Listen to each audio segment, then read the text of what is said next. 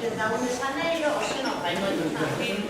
Morreu un señor, como decía moi ben Alex, unha de que se chamaba Gandhi, que traballou, que loitou porque houbera a paz no seu sitio, pero loitou como con... No, verdade, como loitou? Falando. Perdón?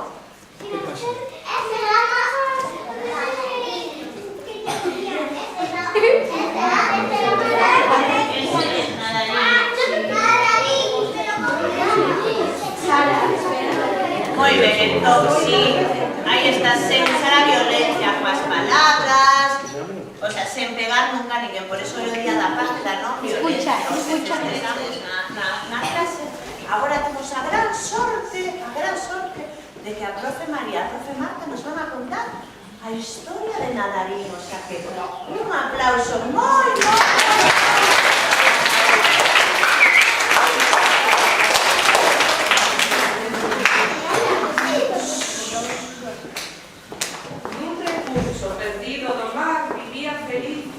banco de peixes. Todos eran vermellos. Só había un que era negro como a cuncha dun mesillón. Nadaba mellor co resto dos seus irmáns e irmás. Chamábanlle Nadarín. Un mal día apareceu veloz entre as ondas un dragón rabioso e moi fameito. Dun bocado tragou todos os peixitos vermelhos. Suavemente Nadarín deu escapada.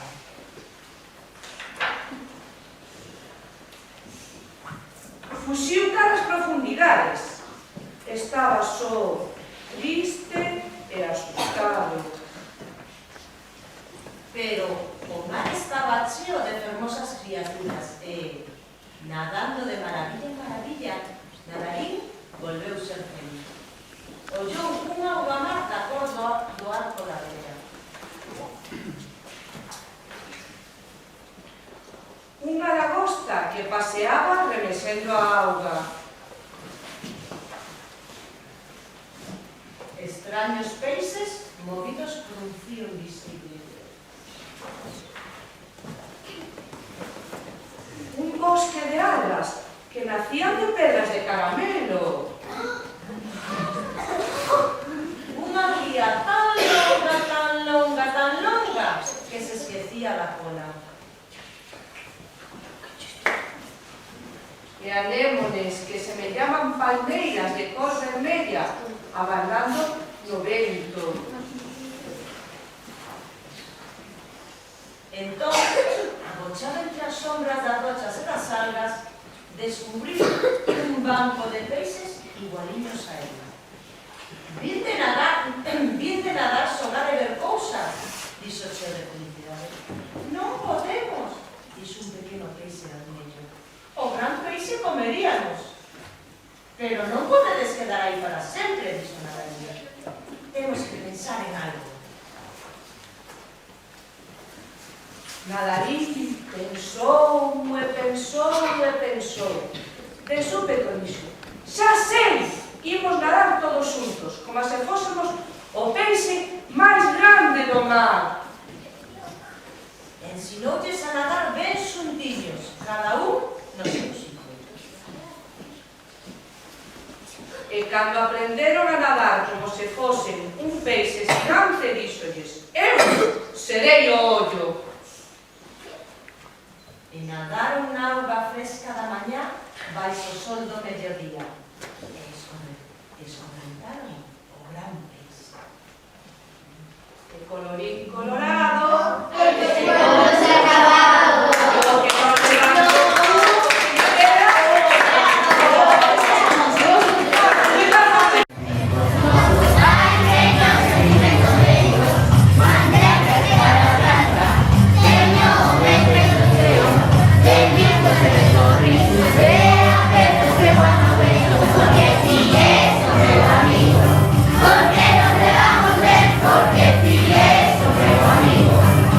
Porque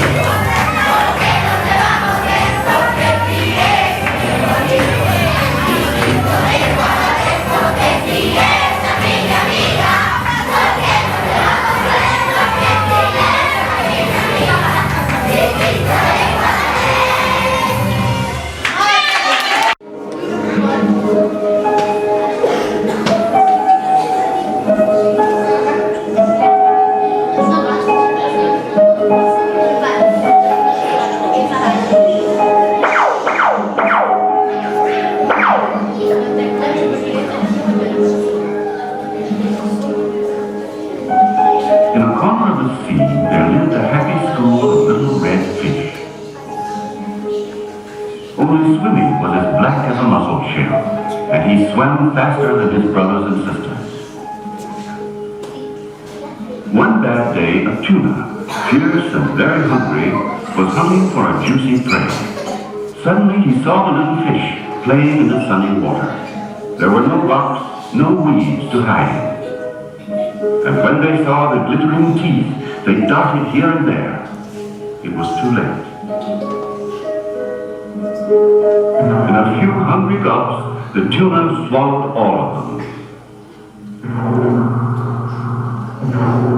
And then, with his belly full, he quietly swam away as if nothing had happened. But in confusion, Swimmy had managed to escape. He swam away in the deep, wet world. He was scared, lonely, and very sad.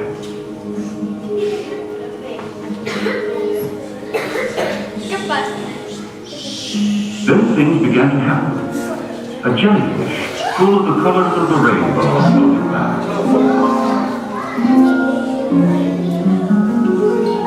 And behind a screen of weeds, an object full of prickles lay in the sand. Out came a crab with claws like the beaks of birds. "Catch me," said Swimmy. "Catch me! Catch me if you can!" But a cuttlefish was pumping its way through the sea. And then it was night. Swimmy discovered a forest of seaweeds growing from sugar candy rocks.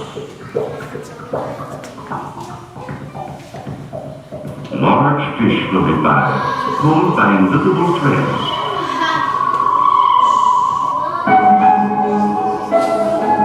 And out of tiny vases, large ocean flowers unfolded at the touch. And what was that? An eel, so long that his tail was almost too far away to remember. There were tunnels in the rocks. Numerous fish slipping in the dark.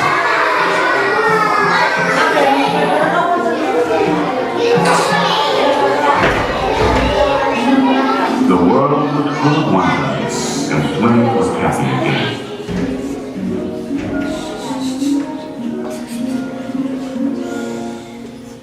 Then in the deep shade of weeds, Swimmy saw a school of little fish. They were just like his brothers and sisters. "Let's go and play and see things," he said excitedly. "We can't," said the little fish. "The big fish will eat us all."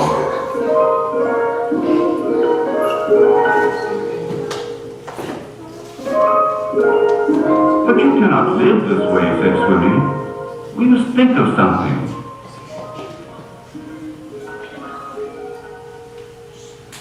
Swimmy thought and thought. He thought of this, and he thought of that.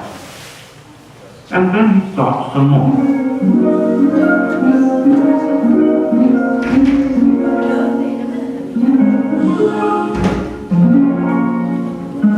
Then suddenly he said, "I have it. We're going to swim together, each in his place."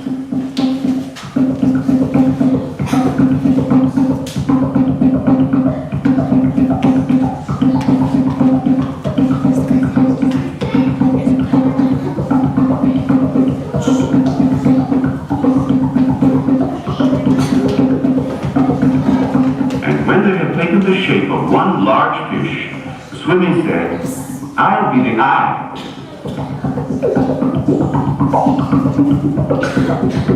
They swam into the open water where the tunas hunted, and they chased the big bad fish away.